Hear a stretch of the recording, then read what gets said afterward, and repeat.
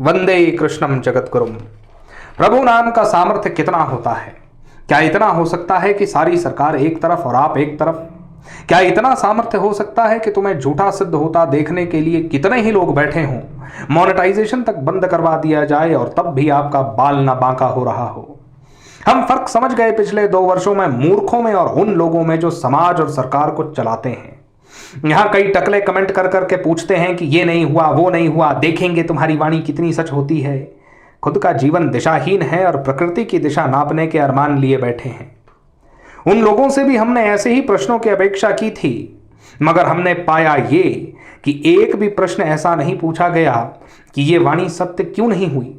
उल्टा हमसे यह पूछा गया कि तुम्हारे ग्रंथ की कॉपी में लिखा है कि वर्ष 2022 में विश्व पटल पर 80 वर्ष के बाद युद्ध का स्वर सुनाई देगा, और फरवरी 2022 में रूस यूक्रेन का युद्ध हुआ, जो कि रूस और नेटो का ही युद्ध है।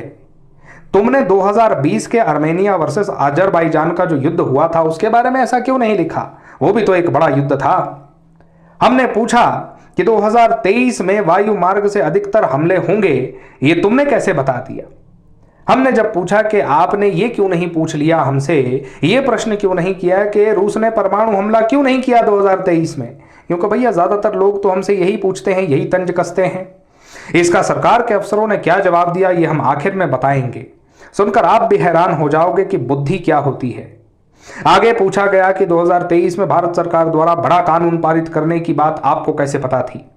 बार बार शोध कर करके पूछा गया कि 2022-23 के दिसंबर जनवरी में रिलीज किए गए डॉक्यूमेंट में इतनी सटीकता से कैसे लिख दिया गया कि इजराइल, अरब और 3 देशों के साथ युद्ध में उलझेगा।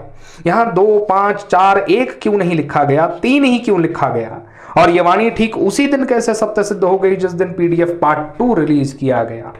और उस दिन रिलीज किए गए डॉक्यूमेंट में भी ये कैसे लिख दिया गया सटीकता से कि जितने मर्जी चाहे मोर्चे खुल जाएं, पर जब तक यहूदियों का देश इजराइल युद्ध में नहीं आएगा तब तक महायुद्ध नहीं शुरू होगा, और एक बार इजराइल युद्ध में आ जाए तब महायुद्ध को रोकना असंभव हो जाएगा।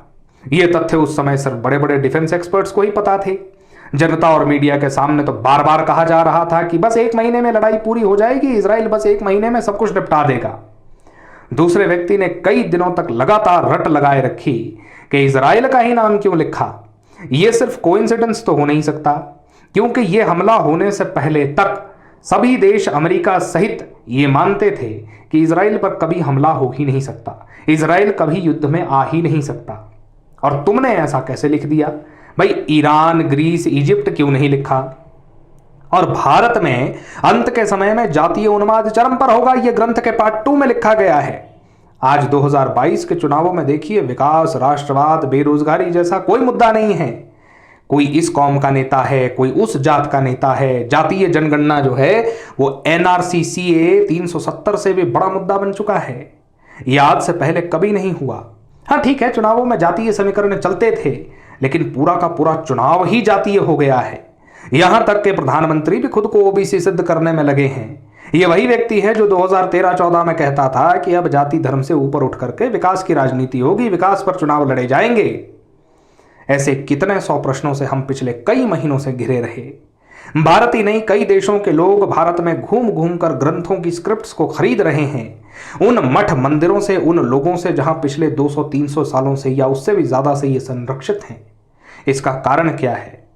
हमने पूछा कि हम तो मात्र 6000 सब्सक्राइबर वाले एक छोटे से यूट्यूबर हैं साहब, हमें क्यों बार बार उठा लाते हो? यहां तो हजारों लाखों सब्सक्राइबर्स वाले बड़े बड़े धुरंधर बैठे हैं जो बड़ी बड़ी वाणियां कहते हैं, उनसे क्यों नहीं पूछते? जवाब आया कि जिन किताबों से उड़िया के दोहे पढ़ पढ़ करके ये लोग सुनाते हैं, वो पूरी के क्षेत्र में सड़कों पर 25-25 रुपए में मिलती है और घिसी पिटी वही बातें बार बार रिपीट करते हैं। कई लोगों ने बड़ी बड़ी किताबें छाप दी और उसमें ऊटपटांग कहानियां लिख दी गई हैं। सटीकता के नाम पर 5% सिद्ध नहीं हो रहा है। ऐसे में हम उन लोगों से क्या अपेक्षा करें? किसी ने भी अपनी रिसर्च को छापा नहीं है, सबके सब डरते हैं।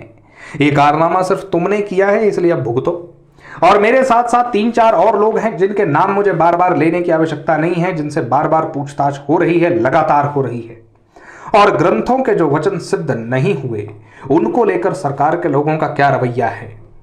उनके लिए वे कहते हैं कि उन वाणियों के लक्षण और तैयारियां पूरी हैं, इसलिए आज नहीं तो कल वो होगा ही। भाई जब इजराइल 3 देशों से उलझ पड़ा है, ठीक 2022 में ही रूस का युद्ध हो गया है, तो न्यूक्लियर वॉर भी तो होना ही है, क्योंकि तैयारियां पूरी है। बस कहीं पर एक चिंगारी लग जाए तो ये युद्ध एक क्षण भर में सारी दुनिया को पलट देगा। पहले हम कहा करते थे कि भैया सोलर स्टॉर्म आएगा, सोलर स्टॉर्म आएगा, सौर तूफान आएगा, सूर्य से एक बड़ी आग की लपट निकलेगी और उस आग की लपट पर इतनी शक्ति होगी कि वो पृथ्वी को बहुत नुकसान पहुंचाएगी। तो लोग हम पर हंसते थे। आज नासा के वैज्ञानिक वही बात कह रहे हैं। पहले हम कहा करते थे कि धरती के एक्सेस बदल जाएंगे, नॉर्थ पोल साउथ में चला जाएगा, साउथ नॉर्थ में चला जाएगा, तो लोग हमारे मुंह पर हंसते थे। आज वैज्ञानिक वही बात कह रहे हैं। पहले हम कहते थे कि भैया 2025 के लगभग जो है वो एक बहुत बड़ा उल्का पिंड पृथ्वी के पास से आएगा, और आज वही चीज हो रही है, क्योंकि तब लोग हम पे हंसते थे। आज अमेरिका और चाइना अंदर खाते गुप्त रूप से ऐसे मिशन तैयार कर रहे हैं जो उस एस्टेरॉयड को धरती से कई 100 किलोमीटर दूर रोकने की कोशिश है। मैं जानता हूं ये सारी बातें मीडिया में बाहर नहीं है, लेकिन थोड़ा शोध करोगे तो तुम्हें सब कुछ साफ पता चल जाएगा।